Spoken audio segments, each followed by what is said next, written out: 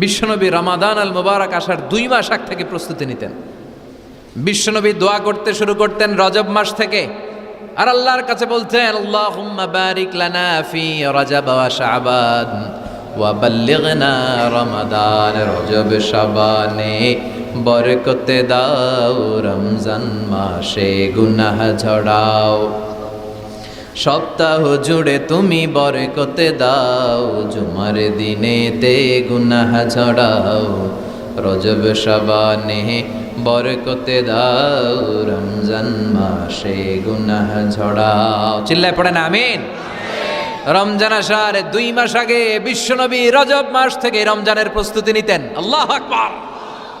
আর পড়তেন আল্লাহুম্মা বারিক লানা ফি রজব ওয়া শাবান। ও আল্লাহ, রজব আর শাবান মাসে আপনি বরকত দেন, ওয়া বাল্লিগনা রমাদান, রমজান মাসে পৌঁছে দেন। এখন যে মাসটা চলতেছে এটা কি মাস? হ্যাঁ, তাহলে রমজানের প্রস্তুতি নেওয়ার দরকার আছে না নাই? রমজানের 2 মাস আগ থেকে উনি প্রস্তুতি নিতেন। এরপরে ঈদ আসার আগে রমজানের প্রস্তুতি আছে না নাই? রমজানের ওই রোজার শেষে এলো খুশির ঈদ, তুই আপনাকে আজ বিলিয়ে দে শোন আসমানি তাকি, তোর সোনা দানা বালাখানা সব রাহে লিল্লা, দে জাকাতে মুর্দা মুসলিমের আজ ভাঙাইতে নিত। পড়েন রমজানের ওই রোজার শেষে এলো খুশির ঈদ, তুই পড়বি ঈদের নামাজ রে মন সেই ঈদ গাহে, যে ময়দানে সব গাজী মুসলিম হয়েছে শহীদ। রমজানের ওই রোজার শেষে এলো খুশির ঈদ। আলহামদুলিল্লাহ পড়েন। তার মানে নামাজের আগে প্রস্তুতি লাগে, রোজার আগে প্রস্তুতি লাগে, ঈদের আগেও প্রস্তুতি লাগে। এরপরে হজ যদি পালন করতে চান তারও প্রস্তুতির দরকার আছে না নেই? একজন হজ করবে, প্রস্তুতি লাগবে না? কি প্রস্তুতি লাগবে? হ্যাঁ, পাসপোর্ট লাগবে, হজের ভিসা লাগবে, তারপরে রেজিস্ট্রেশন করা লাগবে, আশকোনার হাজি ক্যাম্পে প্রশিক্ষণ নেওয়া লাগবে, রিয়াল কিনা লাগবে, ইজার কিনা লাগবে, রিদা কিনা লাগবে, বেল্ট কিনা লাগবে, হজের নিয়ম কানুন জানা লাগবে, ঠিক কিনা? দেখেন, নামাজের আগে প্রস্তুতি লাগে, রোজার আগে প্রস্তুতি লাগে, হজের আগে প্রস্তুতি লাগে, কিন্তু জাকাতের আগে লাগে না। হ্যাঁ, জাকাতের জন্য 1 বছর আগ থেকে প্রস্তুতি নেওয়া লাগে। আপনি কবে নিসাব পরিমাণ সম্পদের মালিক হলেন ডায়েরিতে নোট রাখার দরকার আছে না নাই? এজন্য সবসময় ইবাদত করতে হবে একজনের, তিনি কে? প্রশংসা করতে হবে একজনের, তিনি কে? জিকির করতে হবে একজনের, তিনি কে? বিশ্বনবী বলতেন লা ইয়াজালু লিসানুকা রাতবান মিন যিকরিল্লাহ, তোমার জিহ্বাটা যেন সবসময় আল্লাহর জিকিরে, আল্লাহর স্মরণে ভিজে থাকে। আবার বিশ্বনবী বলতেন হাব্বুল কালাম ইলাল্লাহি আরবা, আল্লাহর কাছে সবচাইতে প্রিয় কথা 4টি। কয়টি? সবাই বলেন কয়টি? 1 হচ্ছে সুবহানাল্লাহ, 2 হচ্ছে আলহামদুলিল্লাহ, 3 হচ্ছে লা ইলাহা ইল্লাল্লাহ, 4 হচ্ছে আল্লাহু আকবার। প্রথমটা কি? দ্বিতীয়টা? তৃতীয়টা? 4 নাম্বারটা? আবারও আওয়াজ করে সবাই পড়েন, প্রথমটা কি? দ্বিতীয়টা? তৃতীয়টা? চতুর্থটা? আহাব্বুল কালাম ইলাল্লাহি আরবা, আল্লাহর কাছে সবচাইতে প্রিয় কথা এই 4টা, সবচাইতে প্রিয় কথা। আর এই প্রতিটা কথার ভেতরে আল্লাহর নাম আছে না নাই? দেখেন, সুবহানাল্লাহ, আল্লাহ আছে, আলহামদুলিল্লাহ, লা ইলাহা ইল্লাল্লাহ, আল্লাহু আকবার, আছে না নাই? তার মানে জিকির করতে হলে ওই জিকিরের মধ্যে নাম থাকতে হবে কার? আল্লাহর নাম ছাড়া এদেশে অনেক জিকির আছে না নাই? লাফালাফি করে হুই হাই হুই হাই। জিকির হতে হবে তাদাররুআ ওয়া খুফিয়া, গোপনে, দুনাল জাহরি বিল কওল, চিৎকার চেঁচামেচি করে নয়। এদেশে অনেকে জিকিরও করে আবার বাসার আগায় উঠে যায়, আছে না নাই? আবার জিকির করতে করতে লাফাতে লাফাতে যিনি জিকির করে ওনার কাঁধের উপরে ওঠে, দেখছেন আপনারা? আমি এখন জিকির করাচ্ছি, তাসবিহ পড়াচ্ছি, আপনারা যদি লাফ দিয়ে আমার কাঁধে ওঠেন, আমি যাব কই? আল্লাহ রাসূল সাল্লাল্লাহু আলাইহি ওয়াসাল্লাম সাহাবাদেরকে নিয়ে তাসবিহ পড়ছেন, জিকির করছেন, কোন সাহাবারা লাফাতে লাফাতে খেজুর গাছের আগায়, এরকম পাওয়া যায়? অথবা সাহাবারা আবেগের চোটে লাফাতে লাফাতে আল্লাহ রাসূলের কাঁধের উপর,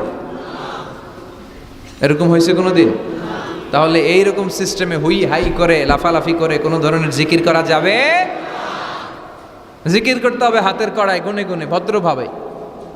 আব্দুল্লাহ ইবনে আমর ইবনে আস তিনি বর্ণনা করেন, রাআইতু রাসূলুল্লাহ সাল্লাল্লাহু আলাইহি ওয়াসাল্লাম ইয়াকিদু তাসবিহা বিয়ামিনি, আমি আল্লাহ রাসূলকে ডান হাতের গিড়ায় এভাবে আস্তে আস্তে তাসবিহ পড়তে দেখেছি। কোন হাতের গিড়ায়? নাকি বাম হাত? আমরা কোন পন্থী? সব নবীরা কোন পন্থী ছিল? জান্নাতে ঢুকবে কোন পন্থীরা? এজন্য ডানপন্থী হতে রাজি আছেন তো সবাই? ডান হাতের গিড়ায় তাসবিহ পড়বেন, রাজি আছেন? এইভাবে ডান হাতটা উঁচু করেন, এই আঙ্গুলটা এই এখানে ধরেন, ধরে এইভাবে পড়বেন সুবহানাল্লাহ সুবহানাল্লাহ সুবহানাল্লাহ। এই আঙ্গুলের গিরা কিয়ামতের দিন আপনার পক্ষে সাক্ষী দিবে। আমরা যেন বেশি বেশি আল্লাহর জিকির করতে পারি, আল্লাহ তৌফিক দাও। আমরা যেন আল্লাহর শুকরিয়া বেশি বেশি করতে পারি, আল্লাহ তৌফিক দাও।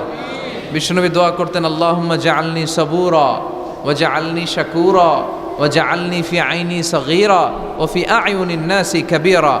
হে আল্লাহ, আপনি আমারে ধৈর্যশীল বান্দা বানান, আল্লাহ আপনি আমারে শুকরগুজার বানান, আল্লাহ আমার চোখে আপনি আমারে ছোট বানান, মানুষের চোখে আপনি আমারে বড় বানান। আমিন পড়েন। আমরা শুকরগুজার হতে চাই না, আমরা অভিযোগ করি বেশি, কমপ্লেইন, এটা আল্লাহ আমার দিল না, ওইটা দিল না, এরকম অভিযোগ আছে না নাই? যে অবস্থানে আছে এটাতে খুশি না। এজন্য বিশ্বনবী বলতেন, উনজুর ইলা মান হুয়া আসফালা মিনকা, তোমার চেয়ে যে খারাপ অবস্থানে আছে তার দিকে তাকাও, তাহলে তোমার ভালো লাগবে। ওয়ালা তানজুর ইলা মান হুয়া আ'লা মিনকা, তোমার চেয়ে যে ভালো পজিশনে আছে ওর দিকে তাকিও না, যে খারাপ অবস্থানে আছে ওর দিকে তাকাও। তুমি তোমার অবস্থানে থেকে খুশি নাও, কিন্তু অনেকে আছে তোমার অবস্থানে পৌঁছার জন্য সে লড়াই করে যাচ্ছে আর সংগ্রাম চালিয়ে যাচ্ছে। তোমার জায়গাটাতে পৌঁছা, যেই জায়গায় বসে তুমি আল্লাহরে গালি দাও তোমার ভাল লাগে না, ওই জায়গাটায় আসা বসা অনেকের কাছে স্বপ্ন, অনেকের কাছে স্বপ্ন। শেখ সাদি রাহিমাহুল্লাহ, ওনার একবার আর্থিক দৈন্যতা যাচ্ছিল। ইরানের বিখ্যাত কবি বালাগাল উলা বিকামালিহি এর রচয়িতা, টাকা নাই, পয়সা নাই, পায়ে দেওয়ার মতো জুতা নাই। তো মনে মনে আফসোস, হায়রে আমি এত বড় কবি, আমার পায়ে দেওয়ার মতো জুতা নাই। তো আফসোস করে ঘর থেকে বেরিয়ে দেখে একজন ভিক্ষুক ভিক্ষা করে, তার দুইটা পাই নাই। শেখ সাদির পায়ে জুতা নাই, শেখ সাদির পায়ে কি নাই?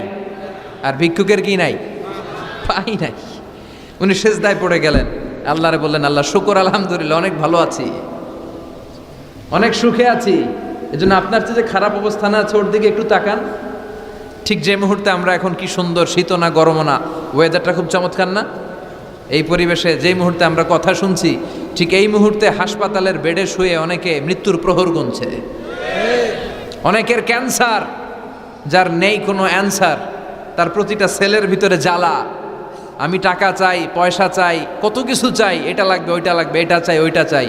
হাসপাতালের ওই ক্যান্সারের রোগীটা কিচ্ছু চায় না, ও শুধু বাঁচতে চায়। ও কি চায়? ও শুধু বাঁচতে চায়। এজন্য চাহিদার কোনো শেষ নাই। আল কানাআতু মিনাল ইসলাম, অল্পে তুষ্ট থাকার নাম ইসলাম। অল্প খাবো, অল্প পড়বো, অল্প জমাবো, অল্পের ভেতরে বরকত দিয়েছে কে? আর সবসময় শুকরিয়া করব কার? রাজি আছেন তো? আমরা যেন আল্লাহর শুকরগুজার বান্দা হতে পারি, আল্লাহ তুমি তৌফিক দাও। যারা জান্নাতে যাবে আর যারা জাহান্নামে যাবে তারা কি কখনো সমান হতে পারে? The people of paradise and the people of hellfire, they never be equal ever. The people of paradise and heaven, they gain the ultimate success in life. যারা জান্নাতি তারাই আসল সফলতা অর্জন করেছে, দুনিয়াতেও সফল, আখিরাতেও সফল। চিল্লায় বলেন ঠিক কি না? এখন the decision is yours, সিদ্ধান্ত আপনার যে আপনি কই যাবেন, আপনি কই যেতে চান, জান্নাতে না জাহান্নামে? আল্লাহ আমরা যেন জান্নাতেও এরকম একত্রিত হতে পারি, তুমি তৌফিক দাও। বিষ্ণু বলেছেন, ইকরাউল কুরআন ফাইন্নাহু ইয়াতি ইয়াউমাল কিয়ামাতি শাফিআন লিআসহাবি। বেশি বেশি কোরআনের তেলাওয়াত করো, কারণ এই কোরআন কিয়ামতের দিন তোমাদের জন্য সুপারিশকারী হবে। কোরআন যদি আপনার পক্ষে আল্লাহর কাছে সুপারিশ করে, আল্লাহ এই সুপারিশ ফেলে দিতে পারবে? পররাষ্ট্রমন্ত্রী যদি মাননীয় প্রধানমন্ত্রীর কাছে কোনো বিষয়ে সুপারিশ করে, রেকমেন্ডেশন করে, মাননীয় প্রধানমন্ত্রী এই সুপারিশকে কি রিজেক্ট করতে পারবে? কথা বলেন। এজন্য কোরআনের সুপারিশ আমরা চাই কি চাই না? এটা এমন একটা কিতাব যেই কিতাবে কোনো ভুল নাই, যালিকাল কিতাব লা রাইবা ফি হুদাল লিল মুত্তাকিন। This is the book, the most authentic and original book, reliable book in the world, whereof there is no doubt in it and a guidance to those who are muttaqin. এই বইটা এমন বই যে বইয়ে কোনো ভুল নাই, কোনো সন্দেহ নাই। মুত্তাকিনদের জন্য পথ প্রদর্শনকারী হিসেবে বইটারে নাজিল করেছে কে? এই বইটার যেখান দিয়ে পড়েন হেদায়েত আছে না নাই, রহমত আছে না নাই, বরকত আছে না নাই, শিফা আছে না নাই। এই কিতাব পড়ে অসুস্থ ব্যক্তির গায়ে ফু দিলে সুস্থ করে কে? তার মানে এর মধ্যে শিফা আছে। সুবহানাল্লাহ পড়েন। সূরাতুল ফাতিহারে বলা হয় সূরাতুশ শিফা। সূরাতুল ফাতিহা পড়ে অসুস্থরে ফু দিলে সুস্থ করে কে? বিশ্বাস হয়? হ্যাঁ, না একটু সন্দেহ লাগে? যদি সন্দেহ থাকে তাহলে ফু দিলে কাজ হবে? আর বিশ্বাস রেখে যদি ফু দেন ভালো করে দিবে কে? এমন এক কিতাব, এই কিতাব পড়লে সওয়াব, এই কিতাব ধরলে সওয়াব, এই কিতাবের জন্য মরলেও সওয়াব। ঠিক কি না? এমন এক কিতাব আল্লাহ দিলেন। এই কিতাবকে আল্লাহ বললেন নূর, আলো।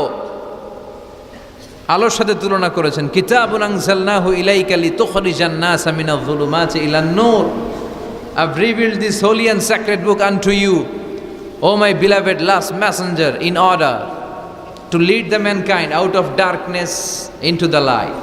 অন্ধকার থেকে আলোর দিকে নেয়ার জন্য এই কিতাবকে পাঠিয়েছে কে? এই কিতাব পড়লে, এই কিতাব মানলে, বুঝলে, এই কিতাবের বাস্তবায়ন সমাজে ঘটালে সমাজটা আলোকিত হবে। ঠিক কি না? আমরা একটা আলোকিত সমাজ চাই কি চাই না? যে সমাজে এই কিতাব দিয়ে আইন করা হয়, এই কিতাবের আইনে সমাজে আইনটাকে বাস্তবায়ন করা হয়, ওই সমাজে কোনো ধর্ষণ থাকে, কোনো দুর্নীতি থাকে, ওই সমাজটা হয় মদিনার সমাজ, ওই সমাজটা হয় শান্তির সমাজ। এজন্য আমরা যেন কোরআনের সাথে সম্পর্ক বাড়াই, প্রতিদিন যেন কোরআনের তেলাওয়াত করি, একটি করে হলেও কোরআনের আয়াতের বঙ্গানুবাদ যেন আমরা পড়ি।